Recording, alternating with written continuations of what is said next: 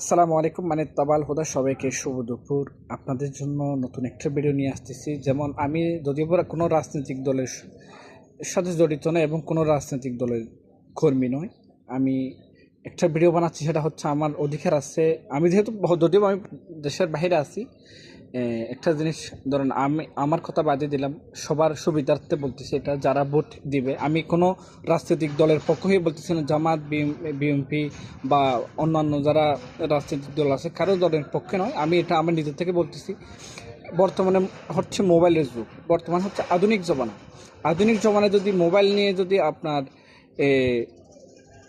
600 গজের ভিতরে যদি মোবাইল নিয়ে প্রবেশ করা নিষেধ হয়, তাহলে আমরা কেমনে বুঝতে পারবো যে কি ওইখানে বুট কেন্দ্রে বুট সুস্থ হচ্ছে না, এ, কোনো সমস্যা হচ্ছে না, সবাই কি সঠিকভাবে বুট দিতে পারতেছে কিনা, এটা আমরা কেমনে জানতে পারবো? মোবাইল তো অবশ্যই জরুরি।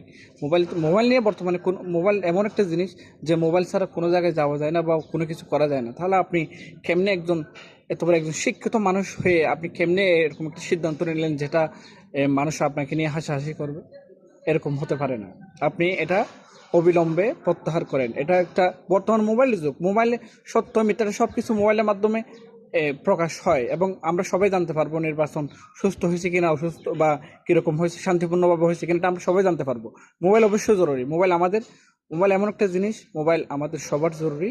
এটা মোবাইল নিয়ে আমরা সবাই ভোট কেন্দ্রে যাব এবং সুস্থ হচ্ছে কিনা এটা আমরা সবাই জানবো। শুধু সাংবাদিক না, সাংবাদিক তো বর্তমানে আপনার অনেক রকম সাংবাদিক আছে। সাংবাদিক সবাই বিক্রি হয়ে গেছে। সাংবাদিকদেরকে থ্রেট দেওয়া হচ্ছে, তোমরা এভাবে নিউজ বানাইও না, এভাবে নিউজ প্রচার করিও না। তাহলে তারাও তো একটা বাধাগ্রস্ত ভিতরে বাধা পড়ে গেছে। সবারই জরুরি মোবাইল, সবাই যাবে মোবাইল নিয়ে এবং সবাই ভোট কেন্দ্রে উপস্থিত থাকবে। ধন্যবাদ সবাইকে।